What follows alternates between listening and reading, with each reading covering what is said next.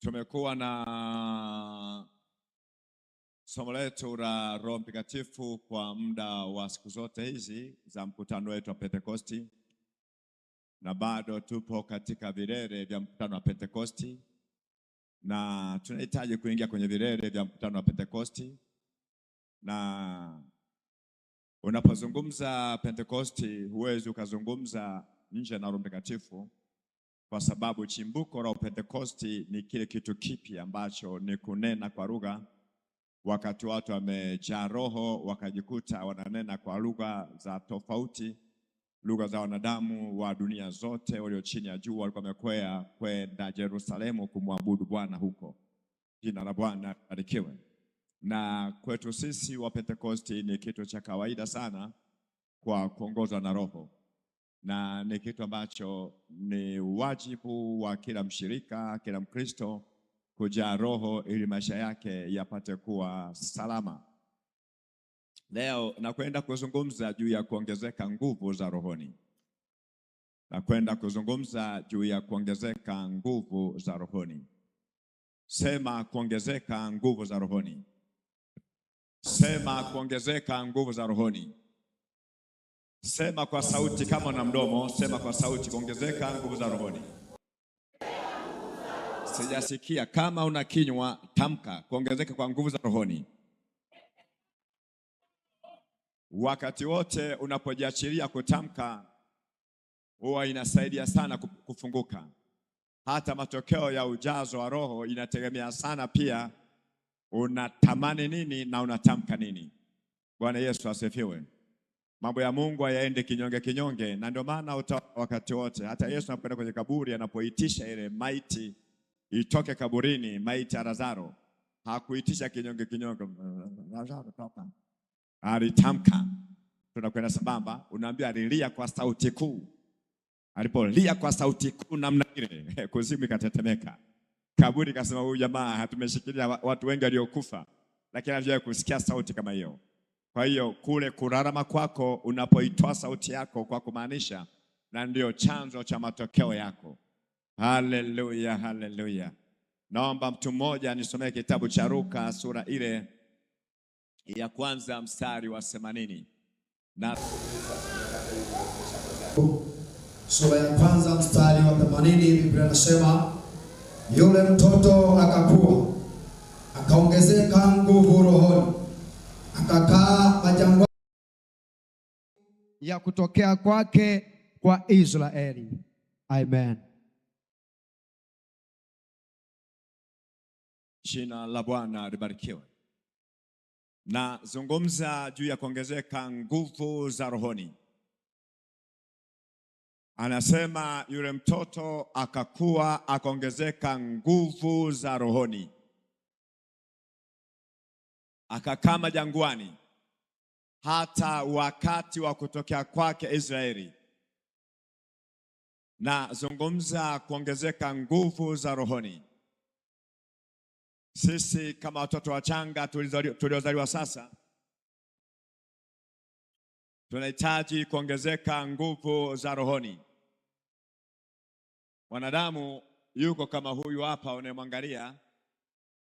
Hii chupa hii, tufanye hii chupa ndio wewe. Hii chupa ndio wewe, ndio mtu mwenyewe. Tunakwenda sambamba. Kwa hiyo unapoiona chupa hii ndio mtu mwenyewe, na unaona na maji yake, unaona maji haya hayajajaa. Ndio kile kitu ambacho wakati fulani Yesu yuko pale kisimani, anamwambia mwanamke yule, naomba unipe maji ninywe. Mwanamama yule anasema, wawezaje Myahudi kuniomba maji mimi niliye Msamaria mwema? Niliye Msamaria ni ngumu sana. Akamwambia, ungelijua unaongea naye ni nani, basi angekupa maji ya uzima. Anasema, wawezaje kuzungumza kwamba utanipatia maji ya uzima wakati hata kitekeo cha maji yenyewe hauna? Akaambia, sasa ungejua karama ya Mungu ni kwamba mimi ninayo maji ya uzima, na maji nitakayokupatia mimi hautajisikia kiu kamwe milele yote. Alipokuwa akiongea namna ile, yule mwanamama maji akaya nakaa ndani yake, maji ya uzima akaya nakaa ndani yake, kwa kuwa neno hili ni uzima tena ni roho. ikanaingia ndani yake. Kwa hiyo yule mama akajikuta ana maji. Mtu yoyote anapookoka namna ile, Roho Mtakatifu anaingia ndani, kwa ndio kisababisho cha yeye kuokoka, anakuwa amekaa ndani. Sasa mtu yule Roho Mtakatifu akishakaa ndani, anakuwa na maji, anakuwa na nguvu ambayo inamtosheleza namna ya kusimama, kumwomba Mungu, kukumbuka, kutambua kwa nimeokoka na kadhalika. Sasa huyu mtu anahitaji kuongezeka nguvu za rohoni siku hadi siku, namna ya kustahimili, namna ya kupita. Bwana Yesu asifiwe. Kwa maana kila mmoja anacho kiasi cha imani, lakini pia anayo nguvu ya kumsaidia. Ndio maana nguvu zako zikiwa chache, utaona watu wengine narudi nyuma, wakati mwingine anakuwa mtu wa kawaida jinsi alivyo, anashindwa kustahimili kwenye majangwa ya kiroho anapohitaji kuyapitia. Sasa kuongezeka nguvu za rohoni hakuna tofauti na kujaa Roho Mtakatifu. Kwa hiyo tunahitaji kuna hii chupa inajaa furifuri. Bwana Yesu asifiwe. Tunahitaji kuna hii chupa inajaa, na kujaa kwa chupa hii kunahitaji sana yule mtu ambaye ameamua kuokoka, anapotembea na Mungu, anapoutafuta uso wa Mungu. Unapoutafuta uso wa Mungu namna ile, imani yako inapoongezeka, na ndipo unaongezeka. Unapojifunza maneno ya Mungu namna ile, ndipo imani inaongezeka. Unaposikia neno, unaanza kusikia kiu ya kwenda ibadani, kiu ya kumtumikia Mungu, kiu ya kumtolea Mungu, kiu ya kufanya Bwana ibada, kiu ya kushikiana na wapendwa wenzako. Unapozidi kuwa na kiu namna ile, Bwana anazidi kukuongeza siku hadi siku. Haleluya, haleluya. Kuna mambo ambayo unaweza kaona aibu kuyafanyia kazi, ni kwa sababu nguvu zako ni chache. Na kwenye ulimwengu wa roho ni ulimwengu wa matabaka, ni ulimwengu wa kuheshimiana. Ule ni kama ulimwengu wa mwili ambapo unauona mtoto mdogo kama yule, mimi siwezi kagombana naye. Utamwacha, utamdharau. Hata kama kija kupigana na mimi mahali hapa, anapigana na wewe, lakini unamwacha kama ni mtoto mdogo, na kupiga hata kofi lake haliumi. Tunakwenda sambamba. Wakati tunaimba kwaya pale jana jioni kipindi cha sifa, nikaona mtoto mmoja kaenda kumtoa mama yake kwenye sifa. Mama anaimba, anashangilia. Ni kipindi wakati mhubiri amesimama. Sasa mtoto yule nikatambua kumbe ni mama yake. Sasa mtoto yule alipokuwa anaona si mama yake amemisi, akaenda mwishoni vile, akaenda moja kwa moja katikati ya watoto, katikati ya watu wengi, akapenya, akaanza kumkamata mama yake, akamgusa mama yake. Alipomgusa mama yake, akangeuka, akakuta mtoto wake, akaenda na mambo ya kushangilia. Akaja kutokea mwanamke mmoja, akamshika mtoto yule, lakini bado mwingine akaja akampika kakoti kake fulani, lakini bado mtoto akaenda kwa mama yake, akaanza kumpiga kwenye mwili wake namna ile. Kwa mama yake akajua mtoto wangu anahitaji, kuna jambo anahitaji. Walijuana wao kwenye lugha zao, mama na mwana. Akakuta mama anatoka mahali pale, anabeba katoto kake kadogo namna ile, kanaenda na katoto kamerizia tu, wanarudi wanakuja huku. Sikumwona tena akiendelea kwenye mashangilio mahali pale.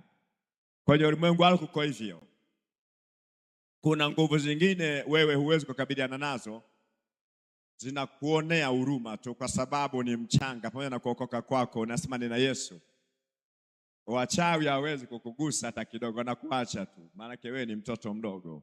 Bwana Yesu asifiwe. Yani mtoto ni cheri, yani kacheri. Pamoja na Yesu wako ule nao, kuna tani zingine uziwezi. Unanisikia vizuri? Na ndio maana utashangaa mahali pa juu bado pamesimama. Wanakuambia jamaa alikuwa ameokoka vizuri, alikuwa anaimba, alikuwa anahubiri, alikuwa mtoaji, tumemtegemea kanisani, lakini ameanguka, amerudi nyuma. Nguvu zake zilikuwa kidogo, hakuweza kustahimili kupita kwenye majangwa ya kiroho. Nguvu zake kwa ni chache, ndio maana amefika tu amerudi nyuma. Lakini unapoongezeka nguvu za rohoni, kila jangwa utalipitia na kila mahali utakaa, na utafika wakati utatokea kwa Israeli. Tunaona kijana huyu anaitwa Yohana Mbatizaji. Unaambiwa alipozaliwa akakua, akakama jangwani, akaongezeka nguvu huko hata wakati kutokea kwa Israeli. Na alichokifanya, injili yake ilikuwa ni ya moto sana. Hakuwa na injili ya kuremba. Injili yake ni ya moto. Wanamfuata maskari, anaambia enyi majoka, wana majoka, na nimewaonya kuikimbia hukumu namna hii. wanamfuata kule aliko. Haleluya! Yesu akikaa ndani yako hautakuwa na mangaiko. Yeye ni mtu wa maongezeko. Kazi ya Roho Mtakatifu ni kutupa kuongezeka. Tunaanza kusitawi, hatui wale wa jana na wajuzi, na ndio maana tunahitaji kuijua vizuri sana karama hii. Jina la Bwana libarikiwe. Tunahitaji kujazwa na hii nguvu. Katika kitabu cha Marko sura ya 17, sura ya 16 mstari wa 17 anasema, kila aaminie na ishara hizi zitapata pamoja nao. Kwa jina langu watatoa pepo, kwa jina langu watanena kwa lugha, wataweka mikono juu ya wagonjwa nao watapata afya. Haleluya, haleluya. Kunena kwa lugha ni majawabu ya kiungu ndani yako. Ni madhihirisho kwamba Roho Mtakatifu yu ndani ya mtu, na unaponena kwa lugha unapata matokeo ya kawaida. Ni ahadi ya Roho Mtakatifu kukaa ndani yetu. Kwanza kunena kwa lugha, tunaanza kutembea majangwani, tunaanza kushinda matata na vita na migogoro. Haleluya. Sasa hii inahitaji kulipa gharama. Lazima ujue kulipa gharama. Ili kuja Roho inahitaji kulipa gharama. Ndio maana naambia kijana huyu alikaa majangwani, akaongezeka nguvu huko, akajijenga hata akaenda kukabili Israeli, akaenda kwenye ajenda aliyoitiwa. Kuna mambo mengine ili uyaondoe mahali alipo, unahitaji kwanza ujifungie mahali. Ukitoka huko unalifuata mahali pale, lile swala liko halipo tena. Bwana Yesu atusaidie. Nazungumza juu ya kuongezeka nguvu za rohoni. Tunaambiwa hata wakati wa kutokea kwa Israeli, baada ya kuongezeka nguvu za rohoni, kuna mambo tunayavizia, kuna mambo tunanyatia, unakuta limekaa mahali pale, haliwezi likaondoka. Roho ya mauti imekaa kwenye familia, haiwezi kaondoka na mauti. Unapoanza kulipa gharama ya kuomba na kufunga, Bwana anakuonyesha namna gani ya kukabili nguvu ambayo inatenda kazi. Unashangaa kuna genge la kipepo limekusanyika mahali fulani, ambalo ndio linapania maisha yenu, kwamba leo ni zamu ya fulani, huyu tumwache kwanza, mwaka kesho kutwa tutamtoa sadaka. Kanatoka huyu anakwenda huyu, tayari jina lako limeandikwa kwenye ulimwengu wa kiroho, kwenye madhabahu za giza, kwenye vitabu vya mawakala wa shetani. Ndio maana Biblia inasema milango ya kuzimu haitalishinda kanisa. Milango ya kuzimu ni pale ambapo maamuzi ya kipepo yanafanywa juu ya watoto wa Mungu, maisha yao yaende mrama. Haleluya. Nazungumza juu ya kuongezeka nguvu za rohoni. Inahitaji kulipa gharama, na kulipa gharama kwa kuwa ni ahadi yako, utaona matokeo yasiyo kawaida. Kitabu kile cha Wakorinto wa kwanza sura ya 14, Wakorinto wa kwanza sura ya 14, nitaisoma mistari kadha wa kadha. Kuna kitu cha kukiangalia mahali hapo. Nataka utulie na uelewe kwa undani. Biblia inasema, ufuateni upendo na kutaka sana karama za rohoni, lakini zaidi kwamba mpate kuhutubu. Maana yeye anenaye kwa lugha hasemi na watu, bali husema na Mungu. Maana hakuna asikiaye, lakini anena mambo ya siri katika roho yake. Bali yeye ahutubuye asema na watu maneno ya kuwajenga na kuwafariji na kuwatia moyo. Kuhutubu ni lugha inayozungumza na wewe ambayo inaeleweka. Na ndio maana mahubiri yoyote yanahitaji ajenge katika misingi mifumo mitatu tu. Lazima mahubiri yako yajenge roho ya mtu, yaweze kufariji roho ya mtu, yaweze kufanya nini? Jambo la tatu, yaweze kutia moyo. Hii ndio injili ambayo inaokoa, na ndio injili ambayo inaponya, lakini sio injili ya kuumizana. Umemwona mtu mahali, umesikia yuko hivi, unamsimama unaanza kuzungumza habari zake. Hakuna injili namna hiyo. Injili kazi yake ni kuwaleta wagonjwa walioumia. Tunakwenda sambamba. Wagonjwa wameumia, wamekuja katika nyumba ya Mungu, wana sanda, wana kamba, wana vifungo, wana magonjwa, wana rana, wametamkiwa baraa, mikosi huko aliko. anapoingia ndani ya kanisa la Mungu anaambiwa hapa ndio mwisho wa matatizo yako. Tunakwenda sambamba. Nazungumza na wewe ambao unalia kilio, unalia machozi. Huyo roho akishakaa ndani ya mtu, kamba zote zinakatika, rana zote zinang'oka, baraa zote zinang'oka. Hakuna kifungo cha kipepo kitaka ndani yako. Hata kama babu zako walikuwa wameroga, wakajiroga, wakajiingiza kwenye maagano ya kipepo kwamba sisi watoto wetu wa kwanza wanapozaliwa tuko tunatoa sadaka. Nasema wewe umetoka kwenye koo hiyo, mtoto wako wa kwanza hatatolewa sadaka. Haleluya. Mimba zitaharibika. Hakuna kuharibu mimba. Kama uko hapa mahali hapa mimba zinaharibika, leo ni mwisho. Hakuna mimba kuharibika tena. Haleluya, haleluya. Naongea na mtu mmoja ambaye ameingia kwenye Pasaka binafsi, ambaye amekutana na Yesu. Kazi zote za kishetani maisha yako hakikisha hazitendi kazi, kwa sababu ya nguvu hii inapokaa ndani yetu. Kwa hiyo ili neno la kuhutubu ni lugha ya kawaida ambayo unazungumza kwa watu wengi. Unapozungumza kwa akili, watu wanakuelewa, wanaitika amina. Lazima ikae katika hali ya kujenga, kufariji na kutia moyo. Bwana Yesu atusaidie. Nazungumza na mtu mmoja, lakini unapofika wakati wa wewe kuongea na Mungu, unaponena kwa lugha namna ile, unaambia roho yako ndiyo inaongea mambo ya siri. Roho yako inajijenga, inaimarisha, inaongezeka, unaongezeka. Unaponena kwa lugha, unapojijaza, unapojaza nguvu, ndivyo unajaa. Hakuna pepo wala uchawi wala uganga ambao utatenda kazi maisha yako. Haleluya. Jina la Bwana libarikiwe. Ninaendelea mahali pale kuzungumza. Mstari wa 4 anasema, na yeye anenaye kwa lugha hujijenga nafsi yake, bali ahutubuye hulijenga kanisa. Nami nataka ninyi nyote mnene kwa lugha. Leo ambaye hujawahi kunena, leo Bwana kujalie kunena. Leo ambaye hujawahi kunena, Bwana kujalie kunena. Wewe ambaye hujawahi kunena kwa lugha, Bwana kujalie kunena. Piga makofi tumsaidie anayesinzia. Piga makofi, piga makofi, piga makofi. Makofi, makofi. Makofi, makofi, makofi.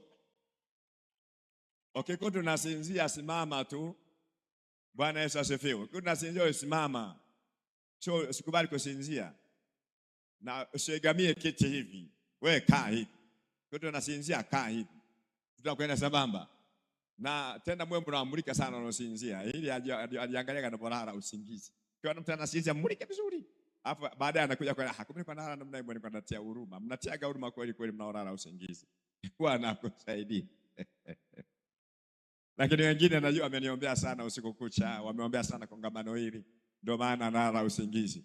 Kwa kama nalala usingizi wa kiroho, najua uko kwenye maombi.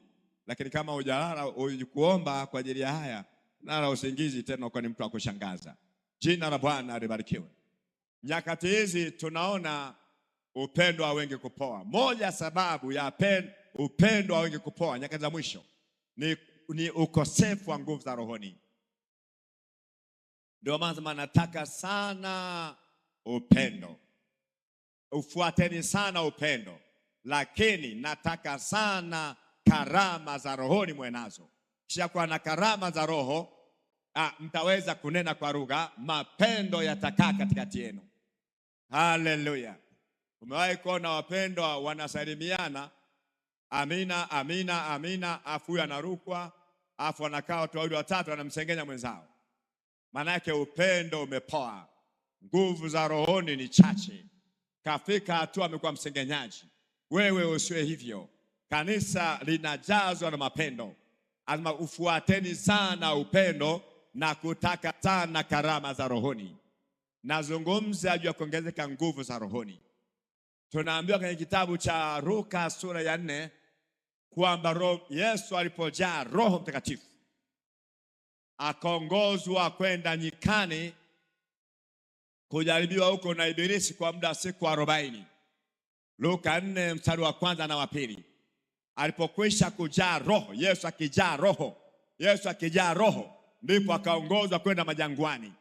Akaenda kubatizwa huko. Na alipobatizwa huko alikaa siku 40 akijaribiwa na Ibilisi usiku na mchana. Mstari wa 13 Luka hiyo 4 4:13 anasema baada ya shetani kumjaribu Yesu kila jaribu, alimwacha kwa muda akaenda zake. Manake amejaa roho. Shetani kakutana na jamaa lenye upako uliozidi, na shetani ana maupako yake, lakini unaambiwa alipomjaribu majaribu yote na siku 40 akamwacha Yesu kwa muda akaenda zake. Ameenda kupanga vipindi vingine vya mashambulizi ya Yesu. Na ndio maana maisha yako yote uliyekombolewa unahitaji ujae roho, kwa sababu hakuna siku ambayo utakuwa na nafuu. Kila siku ni siku ya vita, ni mapambano. Ndio maana unahitaji uombe kila siku, ili kazi yako ipate kwenda, uzao wako ipate kukaa imara, ndoa yako ipate kukaa sawa sawa, afya yako ipate kuwa sawa sawa. Maombi kwako sio kwamba niliomba leo, kesho siombi na kesho kutwa siombi. Hayo ni maombi ya kipepo, ni maombi ya kishetani. Wewe watoto wa Mungu waliookoka wanaomba kila siku. Kuomba ni wajibu. Haleluya. Kwa shetani na kawaida kutoka kwa muda kiuta moto mkali anaachia kwa muda namna hii. Anakwenda kujiuliza, hivi amenishinda shindaje huyu? Imekuwa kwaje huyu mpaka amenizidi uwezo? Anapiga mahesabu, na ni bingwa mahesabu yule. Anaelewa mahesabu vizuri. Akikukadiria kwamba uko Chapwa, uko Mbeya, anatega makombora kwamba nikitoka hapa, yani mahesabu frequency zake zile anazipanga vizuri, nikitoka hapa natua tu katikati yake. Kwa unashangaa ametoka amekupigia mahesabu, akikushukia na kushukia kweli kweli, wala hatani. Kwa anakushukia kiusawa sawa, na shangaa aje anatua kwenye kichwa cha mtu, yani kwamba nikitua hapa niko ndani yake. Anashangaa ndio kwanza kwenye kona kama ile. Wewe umejaa roho, uko kwenye maombi yako unalitia jina lipetalo majina, au ndio unafanya mazoezi ya uimbaji, au ndio unasoma neno, unajiandaa unasoma neno la Mungu. Uko kusoma neno, umejaa roho, umejaa mahali unasoma neno, neno linakaa ndani yako. Yuko kwenye kona kama ile, mimi mkosa kosaje? Anajiuliza, anakutokea mahali pale na anakunyokea kukushambulia mahali hapa. Huyu anapokwenda kuja kukushambulia namna ile, anashangaa kwenye pembe nyingine ile kule. Ndio kitu Biblia inasema akamwacha Yesu kwa muda. Bwana Yesu asifiwe. Mstari wa 14 Biblia inasema Yesu akaongozwa na Roho. Bwana Yesu asifiwe. Katoka mlimani kwa nguvu za Roho, anaenda kwao Jerusalem, anaenda kwao Nazareth kwa nguvu za Roho. Lama tukabiliane na vitu kwa nguvu za Roho. Mambo mengi yanahitaji wakabili kwa nguvu za Roho. Haleluya, haleluya. Mstari wa 14 anasema, waraka wa kwanza Yohana hapo, waraka wa kwanza wa Korinto wa kwanza 14 mstari wa 13, 14 na 15 anasema, maana nikiomba kwa lugha roho yangu huomba, lakini akili zangu hazina matunda. Imekuwaje basi? Nitaomba kwa roho, tena nitaomba kwa akili.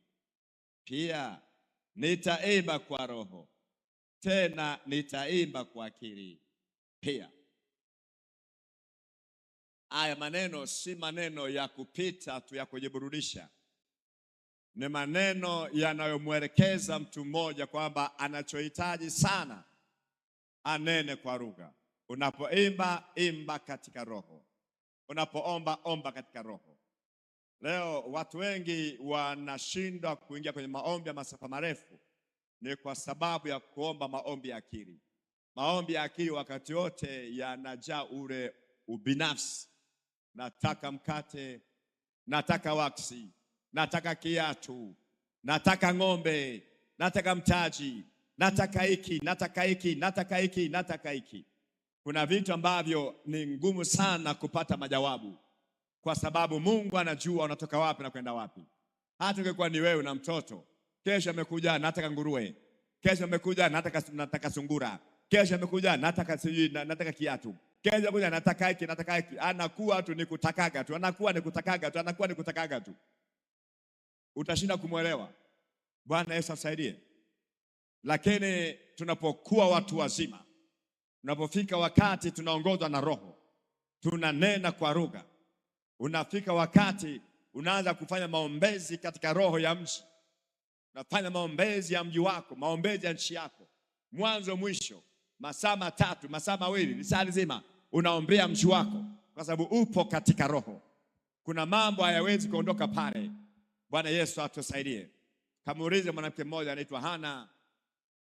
Mwanamama yule alikuwa anapitia kipindi kigumu sana cha kukosa mtoto. Hapo anapitia kipindi cha kukosa mtoto, maamuzi yake tripo hii yalikuwa ni kwenda mbele za Mungu kimaombi, kwamba Bwana ndiye majawabu yangu, hakuna mwanadamu akunifariji wala chochote. Akaona ni vema amwelekee Mungu. Asema tripo hii nikikwea karuni, sintakula sintakunywa mpaka nimekuja kujibiwa. Mwana mama akaanza maombi, akaomba. Alipoomba namna ile, yani ameomba sauti imekauka, ikabaki midomo tunapepeseka. Yani mama kajaa vizuri, kajaa rohoni, kajaa kweli kweli. Baadaye akapokea haja yake. Jina la Bwana libarikiwe. Unapokuwa na matakwa ndani, ama nataka nyote mnene kwa lugha, nataka, Bwana sifiwe, nataka nyote mnene kwa lugha, lakini pia takeni karama za Roho. Mstari wa kwanza matakeni sana karama za Roho, lakini mstari wa nne anasema nataka nyote mnene kwa lugha. Sikiliza kitu kama hicho. Kwa hiyo Baba wa kiroho anataka tunene kwa lugha, Mungu anataka unene kwa lugha, na anaimwaga hiyo roho kwa faida yako wewe. Haleluya! Anaimwaga roho kwa ajili ya faida ya kanisa. Nataka nyote mnene kwa lugha. Takeni sana karama za Roho. Kwa unapokuwa na matamanio, unapokuwa na uhitaji, unapotaka jambo fulani, unapopania, kisha kwa nia yenye kupania namna ile, lazima upokee. Kwa hiyo leo tunaona ukame kimaombi nyakati za kanisa na nyakati za mwisho ni kwa sababu ya kuomba kwa akili. Unapoomba kwa akili muda wote, unafika wakati unaanza kupiga miayo. Unafika wakati unaanza kuona umechoka. Unafika wakati unaanza kuona kama Mungu ajibu. Unafika wakati mawazo yako yanapeperuka yanaenda mbali, yanaanza kusijana. Baada ya kusema asante Yesu kwa kuwa unanipenda, na asante Shetani kwa kuwa unanijalia neema, unaanza kutamka maneno ya ajabu ajabu kwa kuwa umeomba katika akili. Unafika hata unachoka akili yako, na huwezi kuomba sawa sawa na mapenzi ya Mungu. Lakini unavyonena kwa lugha, unanena sawa sawa na mapenzi ya Mungu. Na Bwana hawezi kukupa lugha ya tofauti, anakupa lugha. Wengine utaona anapopokea hii nguvu anaanza kutoa machozi, analia tu namna ile, amejaa roho, anena kwa lugha, ana tofauti ile mene tekeri na peresi, lugha za kimbingu hizo. Mwingine atajikuta anacheka, mwingine anajikuta yani ndani ya moyo wake amejaa kwa namna ya kawaida, kwenda mbele nashindwa, kule nyuma nashindwa, tunakwenda sambamba. Vyovyote vile Roho Mtakatifu hakupi kitu cha tofauti, anaweka kitu ndani yake ambacho ni hakika. Kazi yako ni kufunua kinywa chako na kwanza kuzungumza neno moja, maneno mawili, hayo zungumza hayo. Ndio maana anasema akili zangu hazina matunda. Mara zote mtu anataka aanze kujua hivi naomba ni kitu gani. Anza kuwa na mashaka. Umeokoka, umejaa roho, unavojaa roho namna ile, kinachokuja ndani yako ni kitu halisi zaidi. Bwana Yesu asifiwe. Hilo neno moja ulitamka, watu wataona neno moja. Nimeona watu sasa hivi wanaziaki sana, watu wananena kwa lugha, wanadhani iko vile vile. Yuko vizuri. Kwa hiyo hilo neno lako moja unalinena, hilo Bwana analikuza. Wote wana neno moja tu, wanasema ta. Unafikia sema ta, kumbe anaongea maneno elfu kunena kwa lugha mahali pale. Ila masikio ya kimwili yanasikia ta. Unasikia vizuri? Na masikio ya kimwili yanavyosikia namna ile yanaleta akili ya kimwili. Sasa anasema ta nini? Hakuna majawabu. Shetani haelewi, mtu haelewi, hata mwenyewe huelewi. Unachokifanya ni kujiashiria namna ile. Haleluya. Mungu wetu ni Mungu ajabu sana. Na ahadi kama hizi ni ahadi ambazo tumeahidiwa kama kanisa, na tunahitaji kuziona zinatimilika kwenye maisha yetu. Unapoona haitimiliki, unahitaji kumdai Mungu. Unahitaji kufanya nini? Unahitaji kumdai Mungu. Ndio maana kitabu cha Matendo ya Mitume sura ile ya 2, Biblia inatueleza kwamba hata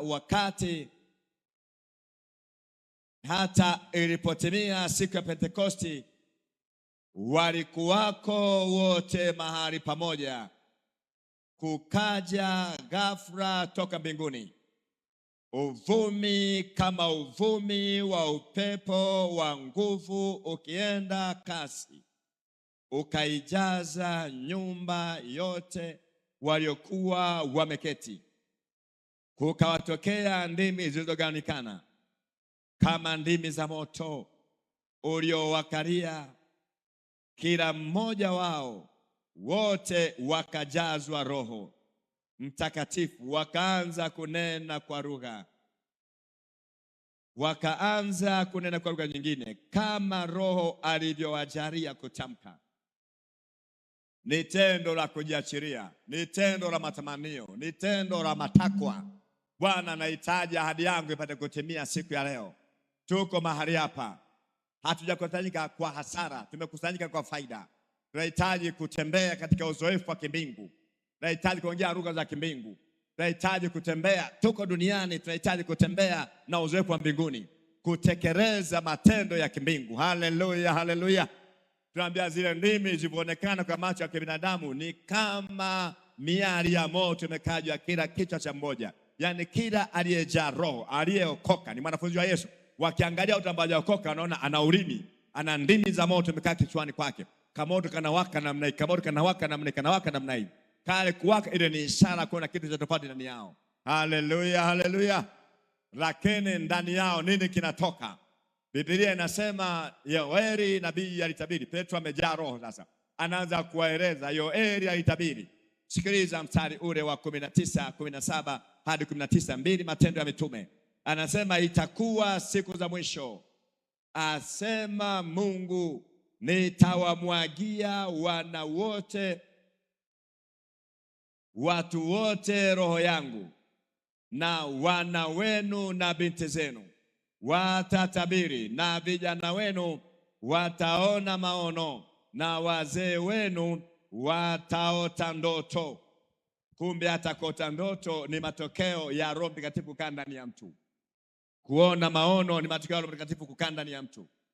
Ndio maana utaona watu wengi wanapenda kusikia sana maneno ya wachawi, kwamba unajua, yani ameokoka mtu, alikwenda kwa, yani familia yake imeenda kwa mchawi, afu mchawi yule amesema huyu amerogwa huyu kwa jambo hili.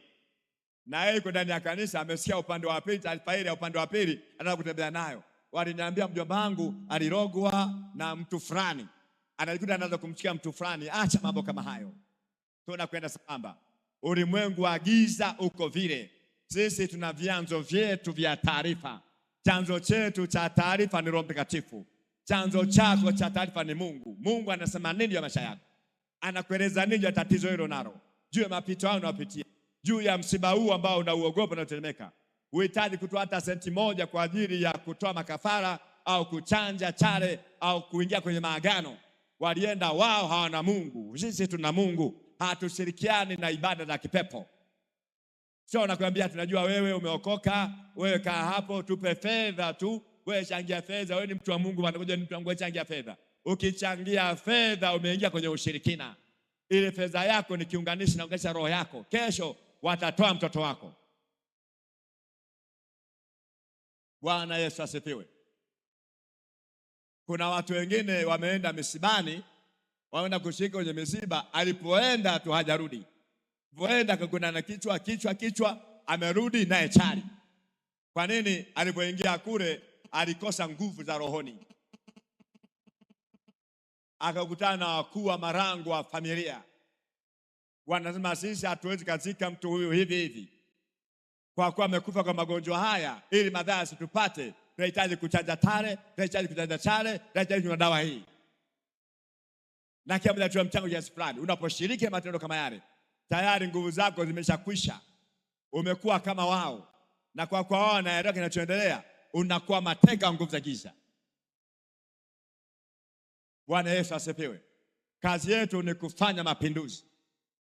Sasa kwa nje unaona moto. Hapa anasema Nabii Yoeli ametabiri. Petro anazungumza, anaeleza makutano kwamba nyakati zetu za mwisho Bwana atamwaga Roho Mtakatifu. kwa watu wote. Wazee wetu wataota ndoto, watoto wetu watatabiri. Sikiliza mstari wa 18. Naam, na siku zile nitawamwagia watumishi wangu wanaume na wanawake roho yangu, nao watatabiri.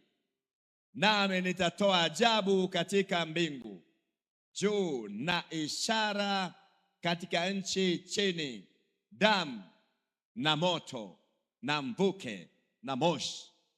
Mtu aliyejaa roho, hayo mambo ndani yake yanaanza kudhihirika. Ama huyo roho nitamwaga kwa watu wote, kana kwamba itoshi.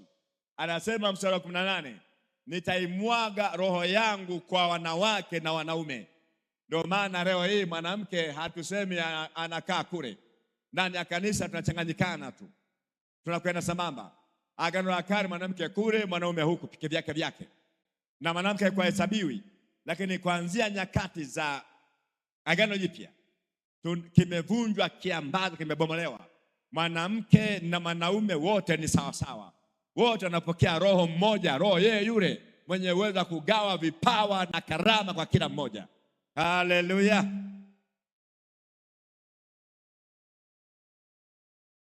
Hakuna mwanamke najisi. Kwa nini? Kwa sababu ile nguvu ya damu ya Yesu hiyo mwaga juu ya sasa, tumevunja roho ya unajisi, kwamba hastahili kushika hiki, hastahili kushika hiki, hastahili kushika hiki, akiwa kwenye siku, akiwa kwenye anga za juu, hastahili kushika hiki. Kitu kama hicho hakipo. Bwana Yesu asifiwe. Anashika Biblia na yuko anga za juu, ametaka kutoka damu ya Yesu. Lile ambaza kiambaza kimevunjwa. Mwanamke amejaa roho, ananena kwa lugha, ana uwezo wa kuwa kiongozi wa kiroho. Ndio maana tuna wachungaji wa kike na wachungaji wa kiume, kwa kuwa amejaa roho. Hakuna roho wa kike wala roho wa kiume. Bwana Yesu asifiwe. Katika ulimwengu wa kiroho hakuna jinsi. Jinsi liko ni duniani hapa kwa ajili ya kuzaa na kuongezeka. Lakini kwenye ulimwengu wa roho hakuna jinsi. Ndio maana wapenda ndoa walimuuliza Yesu kwamba, Bwana Yesu, huyu mwanamke aliolewa na wanaume 7 na wote walikufa, na baadaye na yeye akafa. Sasa huko mbinguni atakuwa mke wa nani? Yesu akasema, hamjajua uwezo wa Mungu ni nini. Huko mbinguni hakuna ndoa. Ndoa ni za duniani hapa. Mbinguni watakuwa sawa na malaika. Haleluya. Kwa hiyo wapenda ndoa wakakatwa mdomo, kwamba wao wanafikiri na mbinguni tutakwenda kuoa. Na kuna mafundisho tu, utaona dini fulani fulani atakwambia ndio kishakufa, tukishafufuka watenge 144,000 kule, na wengine hawa watabaki duniani, wataanza kuijaza nchi siku za mzee zilizokuwa na hizo siku zote zilizokuwa. Wanatembea na vitabu mashahidi wa Yehova. Hawajajua kitu kama hicho. Wanafikiri kuna ndoa baadaye. Hakunaga ndoa. Yaani ndoa ni dakika hizi tu. Tukisha kufa tu ndoa imeshavunjika. Yaani pengo za ndoa ni pale ambapo mko hai. Yaani kisha kufa tu pap, ile ndoa tena haina halali. Mwanamume anaoa, mwanamke anaolewa. Kwa kuwa mwenzi wake ameondoka duniani. Alafu yeye ameingia kwenye uzima milele, anasubiri tu siku ile ya mwisho. Tunakwenda sambamba. Na anavaa lile vazi la kimalaika. Kwa hakuna malaika wa kike wala wa kiume. Kwa taarifa yako, siku ile hautakuwa mwanaume, hautakuwa mwanamke. Hiyo utajitambua, mimi ni Eri, niliwahi kuwa mchungaji. Unaonyesha matunda ya kazi yako. Hakuna roho wa kike, roho wa kiume.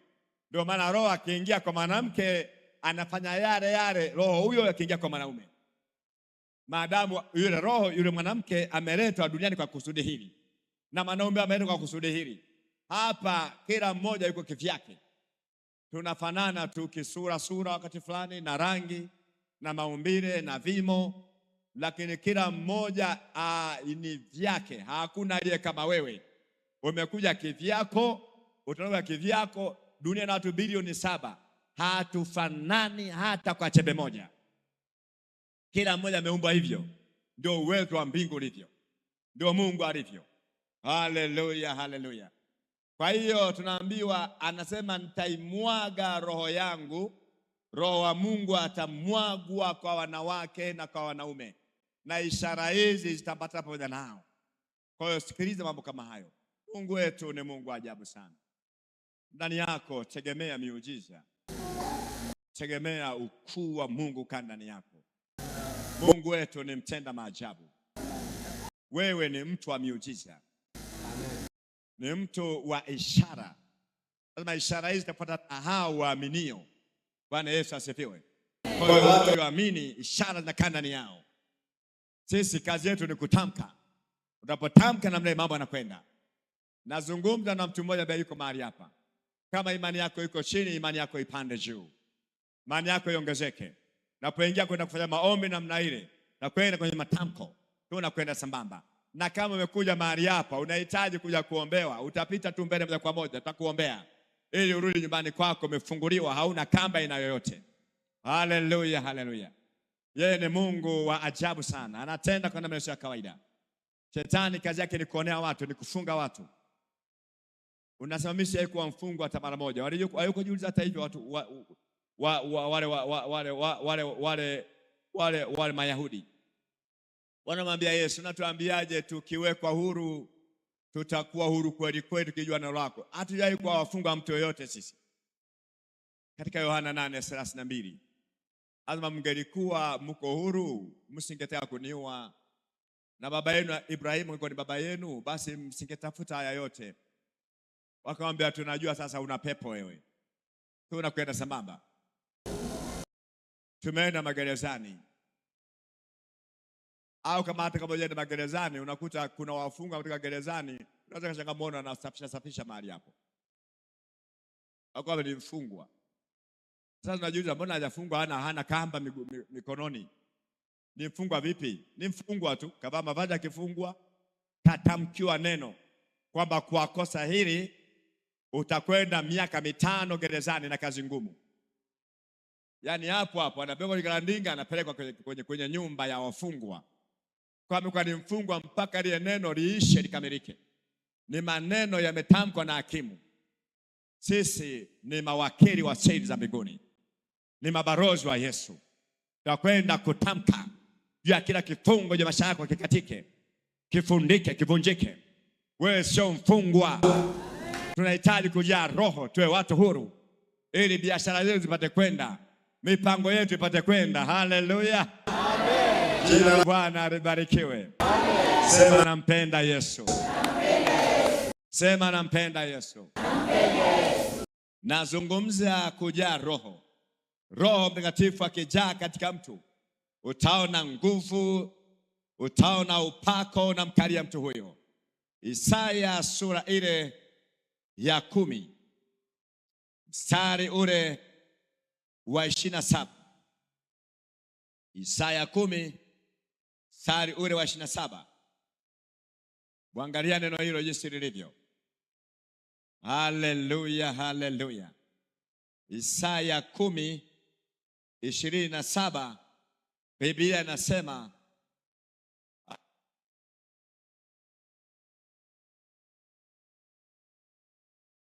kama umepata somea. Isaya 10:27. 27. Maandiko yanasema, tena itakuwa. Nimepunja mashairi. Soma tu kwa sauti ya kawaida, msiwashe mic yoyote tu.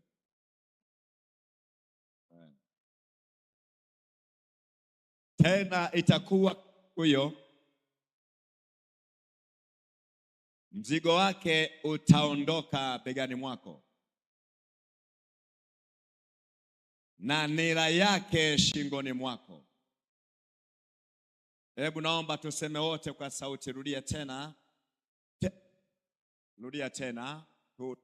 Mtanifuatisha napozungumza. Tena itakuwa katika siku hiyo. Sema kwa sauti. Tena itakuwa katika siku hiyo.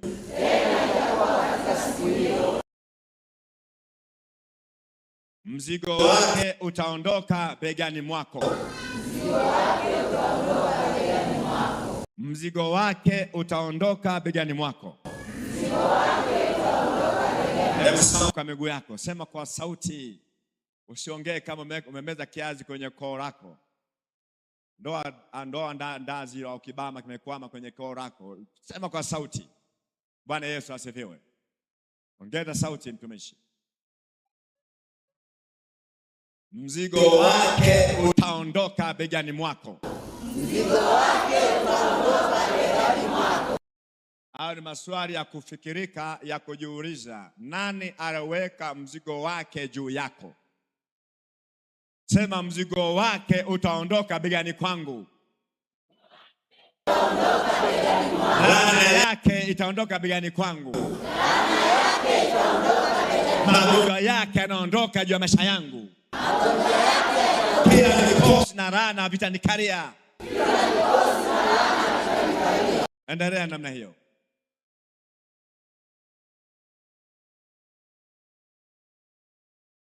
Na nira yake shingoni mwako.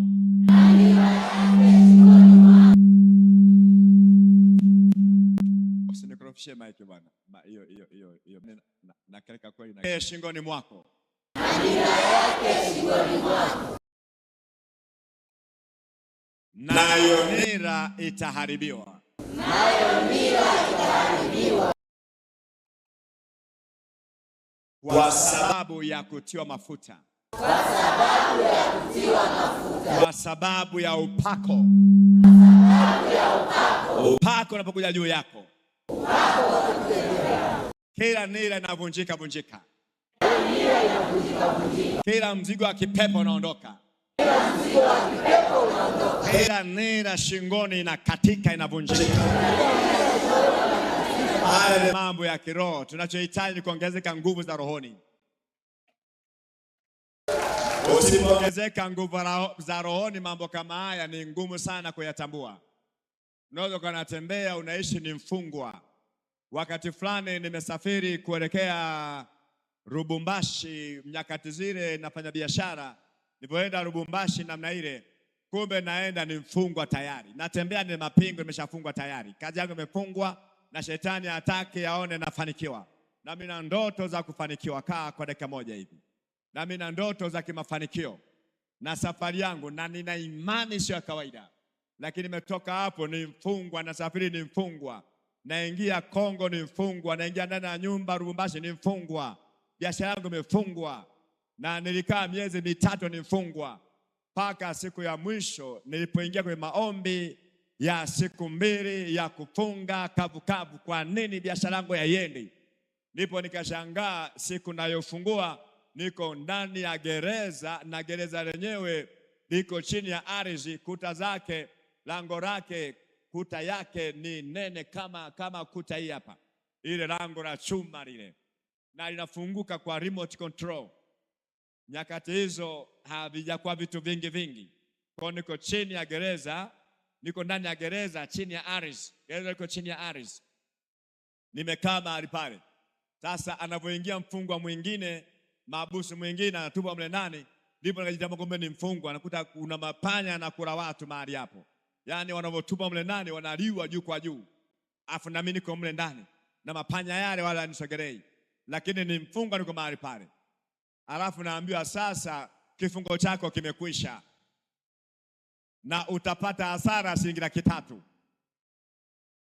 Nilipo sasa ametupwa namna ile akatoka. Najiuliza, kumbe niko ndani ya gereza. Natoka kwenye lango hili. Nikaona malaika wa Bwana ametika mahali pale, ananiambia hujajua naona kutoka hapa. Minya hapa, ukiminya hivi, ukiminya hivi, unatoka. Lango linafunguka.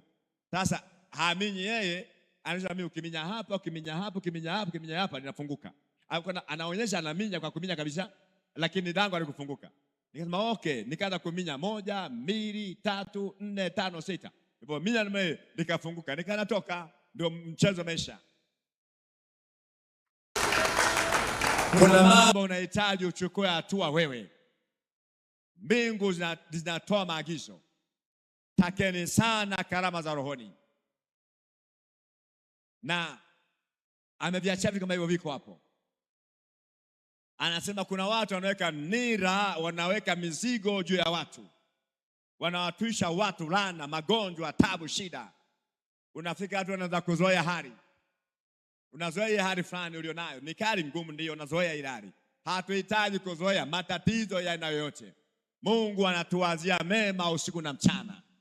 Roho Mtakatifu akishakaa hapo, magonjwa yanaondoka. Laana zinaondoka, balaa zinaondoka. hiyo mizigo ya kipepo iliyowekwa inang'olewa kwa sababu ya upako kukaa juu yako. Haleluya, haleluya.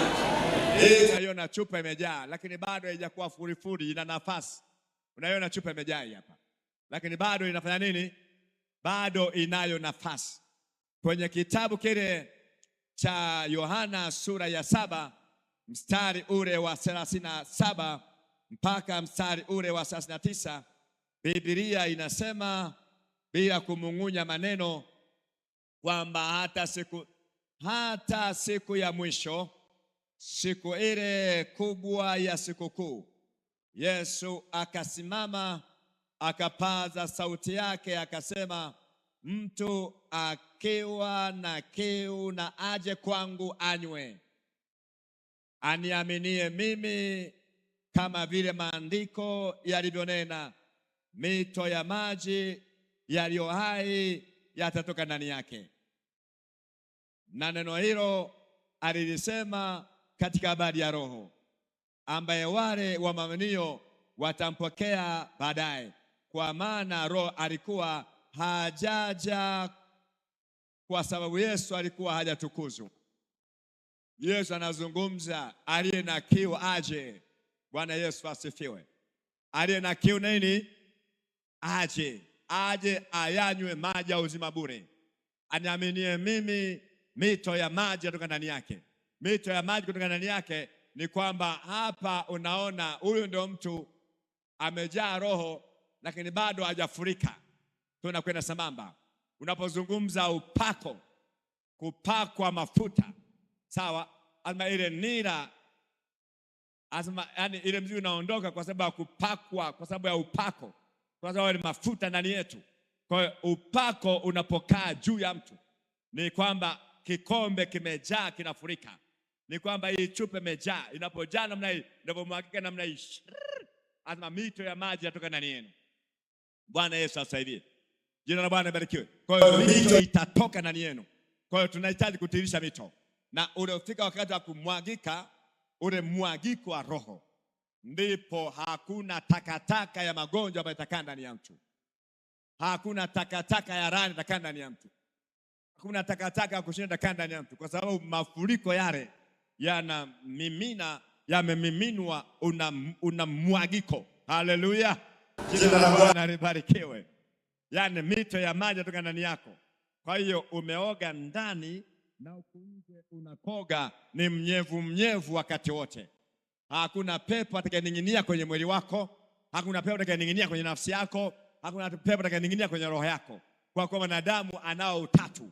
Kwa hiyo upako unapokukalia, mito ya maji inapofurika ndani yako, Roho Mtakatifu umejaa ndani, utaona matokeo ya kawaida. Haleluya, haleluya. Amen. Sasa hapa nazungumza juu ya matamanio. Yeye aliye na kiu aje.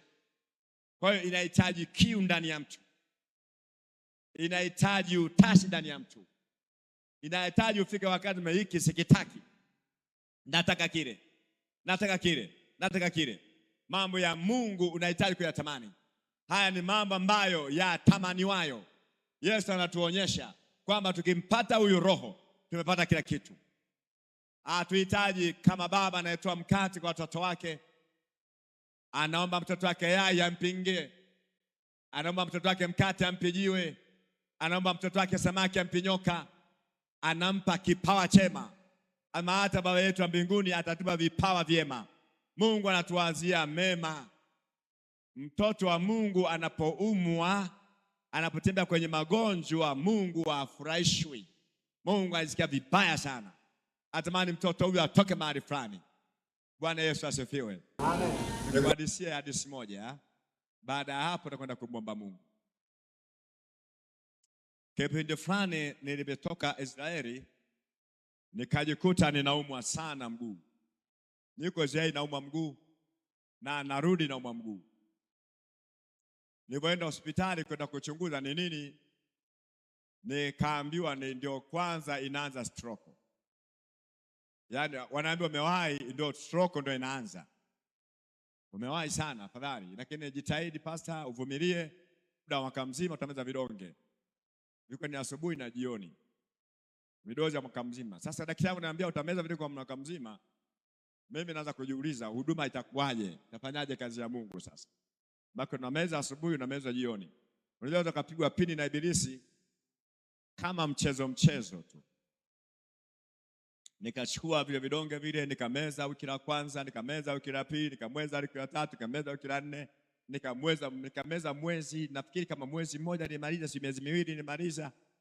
Naenda anaambia unaendelea vizuri, kwa endelea tena. Unaona?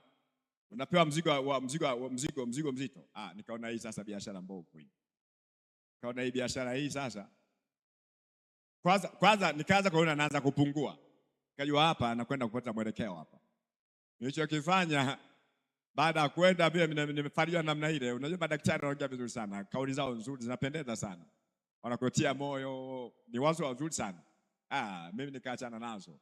Nilichokifanya kwa kuwa mimi ambaye ni stroke, nilichokifanya nikaingia mlimani moja kwa moja. Niliingia maombi kwa siku 2 yale, siku 3 yale, kavu. Hakuna kula wala kunywa mpaka kieleweke. Nilipoingia kwenye maombi ya namna ile, kitu cha ajabu nilichokiona nashinda kuelewa mpaka leo. Yaani naona mambo ya ajabu sana. Siku ya kwanza vita kali. Siku ya pili nikakuta kwa wakazi wa Tunduma unapopandisha kule juu mwaka kule, yaani kuanzia barabara ya rami pale transformer kwenda mpaka sekondari ya Nyerere, afu kenda upande wa ng'ambo mpaka kwenye miti ile katika msitu upande wa Zambia na Konde, katika msitu kale. Afu nakwenda huko mpaka Mpande. Huko mpaka Usawa na More. Unakwenda kule. Kuanzia pale kwenye barabara ile, kuanzia kwenye barabara ya rami mpaka kufika Sogea ni mapepo meupe ya watu wasioeleweka, warefu, majitu yamejipaka laini kuanzia kule ng'ambo kule mpaka sekondari ya Nyerere. Alafu unapofika kwenye rami yamejazana, yani laini, foleni moja imenyoka, watu weupe wamenyoka namna ile. Alafu unafika Sogea pale mpaka Mponera, wote wamekaa weupe. Kuanzia upande wa Sogea kwenda mpaka Mpande kule, Usawa ule ng'ambo mpaka Mponera yamekaa mandege kama mandege Joni yale kwa walioenda ziwani. Mandege fulani yatika Nzera yanapita juu, kuna meusi na meupe. Yamejipanga safu kwa safu. Safu ya kwanza meupe, safu ya pili meusi, kuna wanyama ajabu wamejazana. Bwana Yesu asifiwe. Naambia hiyo ndio taabu yako namna hiyo. Alafu sasa maombi yale nilipoomba nimevuruga kifuniko. Nimeharibu nira ya kipepo. Sasa kwenye uwanja wa Tunduma pale ndio wanakwenda kufanya tafrija. Sasa wamekusanyika mahali pale sema sasa nyinyi mmemkosea sana ujamaa. Mnatoa siri zetu, wanaanza kutobwana. Nani yani wanaanza kutajana. Lama utajane. Nani ameamua kumbumburua huyu mtu? Tunataka kumuondoa, nani amekumbumbua huyu mtu? Sawa, na ndio mimi niko hapo. Ile waliponiona tu niko katikati yao, walisambaratika vibaya mno. Bwana Yesu asifiwe. Kuna mambo ya ajabu sana. Magonjwa ya ajabu. Haya ni manguvu kwenye ulimwengu wa roho. Lakini Biblia inasema mzigo wake utaondoka begani mwako. Mzigo wa kipepo ambao umewekwa na yeye kwa faida zake, kwa maslahi yake. Hauna taarifa, haujui chochote. Maadamu una kiu, unatamani, una imani, unajua inawezekana. Unapomwendea Yesu Masihi, anasema hivi, mito ya maji yatoka ndani yako. Hakuna pepo atakayekaa pale. Haleluya. Simama kwa miguu yako. Tunakwenda kumwomba Mungu huyu.